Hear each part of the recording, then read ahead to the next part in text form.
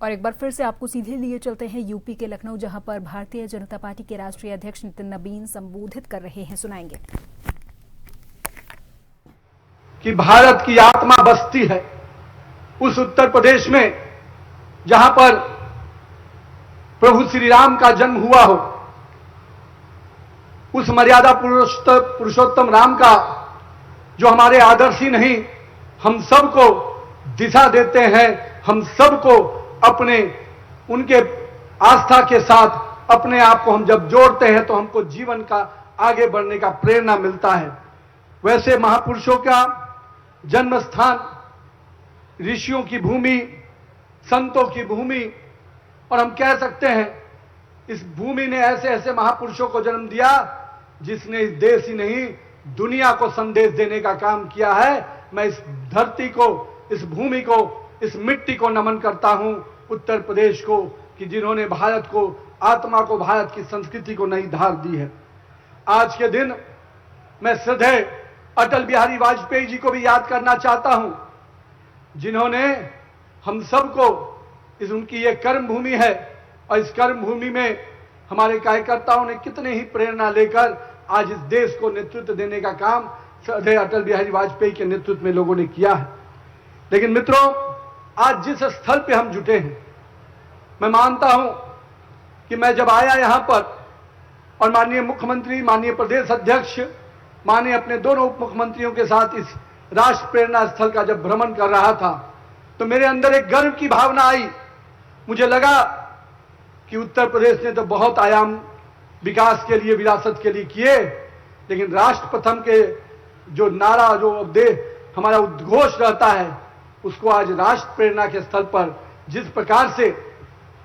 श्रद्धेय श्यामा प्रसाद मुखर्जी जी का, श्रद्धेय दीनदयाल उपाध्याय जी का,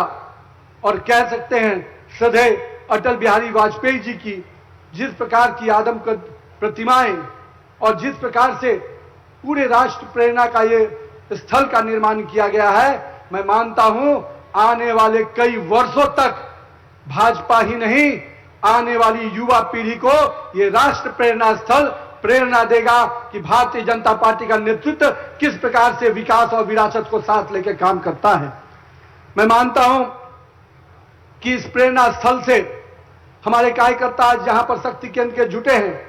निश्चित रूप से उनको नई ऊर्जा मिलेगी। हमारे प्रधानमंत्री आदरणीय नरेंद्र मोदी जी ने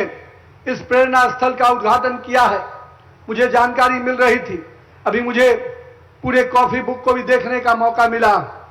मैं मानता हूं देश के यशस्वी प्रधानमंत्री नरेंद्र मोदी जी जिस सोच और जिस विचार के साथ नेतृत्व दे रहे हैं, उत्तर प्रदेश की सरकार योगी आदित्यनाथ के नेतृत्व में उस विकास और विरासत को बढ़ाने का काम कर रही है। मित्रों, मेरे कार्यकर्ता भाइयों, मैं मानता हूं कि आज भीषण गर्मी है, पर हम वो कार्यकर्ता हैं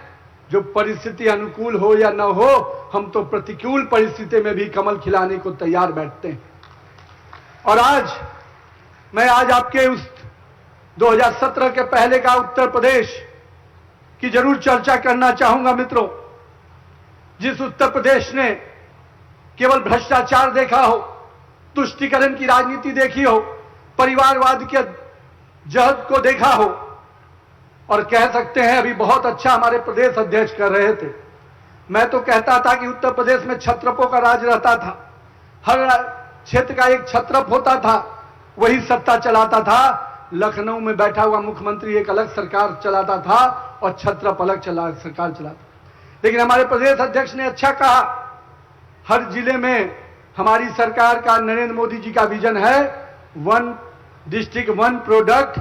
और उस समय तथाकथित सरकारों का मॉडल होता था हर जिले का हर अलग दादा, हर जिले का अपना गुंडा, हर जिले का अपना माफिया। लेकिन मैं कह सकता हूं भारतीय जनता पार्टी की सरकार ने उस गुंडे राज को, उस माफिया राज को हर जिले ही नहीं, हर गांव और कस्बे से भी समाप्त करने का काम किया है। मित्रों, भारतीय जनता पार्टी का नेतृत्व जिस प्रकार से पिछले 9 वर्षों में यहां पर नए नए विकास के आयाम को जोड़ने का काम किया, आज इंफ्रास्ट्रक्चर के माध्यम से जिस प्रकार से इस राज्य की नई तस्वीर पूरे देश और दुनिया में जा रही है, यहां का जो विकास का मॉडल है, जो अंतिम व्यक्ति तक विकास की योजना को पहुंचाने का, उस मॉडल को भी आज इस राज्य का नेतृत्व नीचे तक पहुंचाने का काम कर रहा है। मैं कह सकता हूं कि वेलफेयर स्कीम को एक समय था, इस देश में कहा जाता था, इस देश के मुखिया और प्रधानमंत्री कहते थे कि दिल्ली से 1 रुपया चलता है तो गरीब के खाते में 15 पैसा पहुंचता है। पर मुझे खुशी है, देश के प्रधानमंत्री नरेंद्र मोदी जी ने देश के गरीब जनता के जनधन खाते के माध्यम से अब वो व्यवस्था पैदा कर दी कि आज दिल्ली के सरकार का हो या राज्य में बैठी हुई योगी आदित्यनाथ की सरकार का 1 रुपया गरीब के खाते के लिए चलता है तो 1 रुपया गरीब के खाते तक पहुंचाने का काम किसी के करते हैं तो हमारे नरेंद्र मोदी जी और योगी आदित्यनाथ जी करते हैं। मित्रों, ये बहुत बड़ा परिवर्तन है। कई बार इस परिवर्तन को हम देख नहीं पाते हैं, समझ नहीं पाते हैं, लेकिन सोचिए एक समय कैसे बिचौलियों का राज चलता था और दिल्ली और लखनऊ में बैठी हुई सत्ता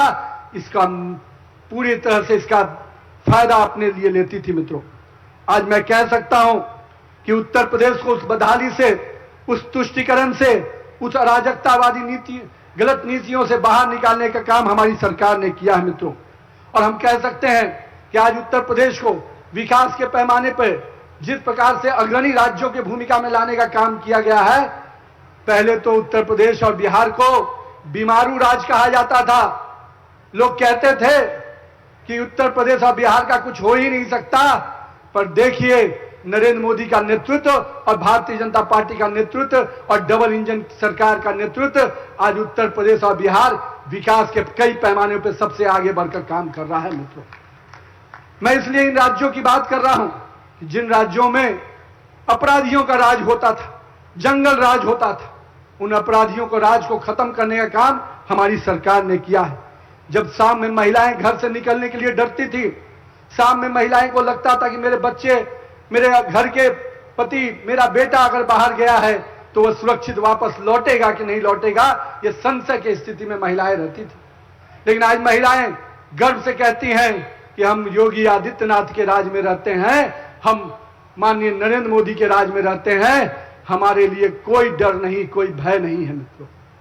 मैं इसलिए आज इस बात की चर्चा कर रहा हूं। मित्रों, देश में आज प्रधानमंत्री जी युवा, महिला, गरीब, किसान की बात करते हैं। देश की आधी आबादी को भी किसी ने सम्मान दिलाया, 12 करोड़ शौचालय बने, लखपति दीदी योजना के माध्यम से महिलाओं को आत्मनिर्भर बनाने का काम उन्होंने किया। और मैं कह सकता हूं हमारी सरकार ने आधी आबादी को सम्मान भी दिया, स्वाभिमान भी दिया और आने वाले समय में उनको अधिकार भी देने का काम हमारी सरकार करने जा रही है। मित्रों, आज इस राज्य को जिस प्रकार से इसके विरासत को संजोने का काम किया गया हो, मुझे याद है पटना से बनारस बहुत कम दूर है। मित्रों, मैं बनारस जब आता था तो काशी विश्वनाथ की उस तंग गलियों में से गुजरकर भोले बाबा का दर्शन करने जाता था। मेरे मन में एक अलग ही हीन भावना आती थी कि आज हमारे भोले बाबा को किस प्रकार से तंग गलियों में सिकुड़ दिया गया है। मुझे मालूम है कि आप भी बाबा विश्वनाथ के दर्शन करने जाते होंगे, लेकिन उस कालखंड को याद कीजिए और आज का काशी विश्वनाथ देखिए, आपको गर्व होता होगा कि मैं हर भारतीय को कि आज मेरे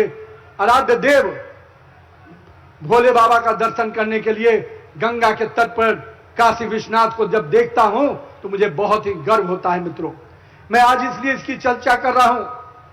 चाहे अयोध्या का प्रभु श्री राम का मंदिर हो। आज कुछ लोग कह रहे हैं कि किस प्रकार से वहां पर चर्चा कर रहे हैं, मैं आज उस चर्चा पर जरूर आऊंगा। मित्रों, ये वही लोग हैं जिन्होंने प्रभु श्री राम के होने के अस्तित्व पर सवाल उठाया था, सुप्रीम कोर्ट में हल्फनामा दायर किया था कि प्रभु श्री राम एक काल्पनिक चीज हैं।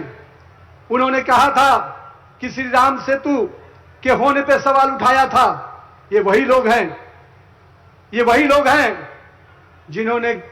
कार सेवकों पे गोलियां चलाई थी और खून की नदियां बही थी इसी अयोध्या के पवित्र नगरी पर।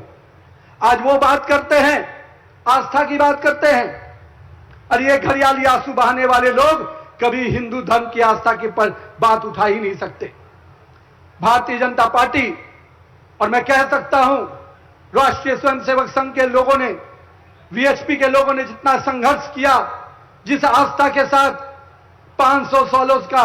वो संघर्ष और पिछले 100 वर्षों का उनका जो संघर्ष है, वो कहीं ना कहीं आज भव्य अयोध्या का प्रभु श्री राम का मंदिर है, उसके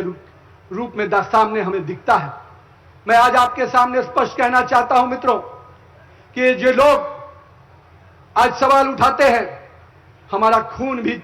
बह जाएगा, पर हम इस बात की चिंता करेंगे कि कोई प्रभु श्री राम के मंदिर के आस्था के साथ कोई खेल ही नहीं सकता। इसके लिए चाहे जितनी भी कुर्बानी देनी होगी हम तैयारी करते हैं। हमारी सरकार ने स्पष्ट किया है, हम कार्रवाई भी करेंगे, हम जो चीजें हम उसमें सुधार भी करेंगे, पर जो ये हिंदू विरोधी ताकतें, जिन्होंने हमेशा हिंदू धर्म का अपमान किया हो, हिंदू देवी देवताओं का अपमान किया हो, जिन्होंने हमारे आस्था के साथ खेला हो, आज अगर राजनीति रोटी सेकना चाहते हैं तो मैं आपको स्पष्ट रूप से कहता हूं, राहुल गांधी जी, अखिलेश यादव जी या केजरीवाल हो, आप हिंदू धर्म को इतना कमजोर मत समझिए कि आपके झांसे में आएंगे, आपके भरमाने पे आएंगे। हमने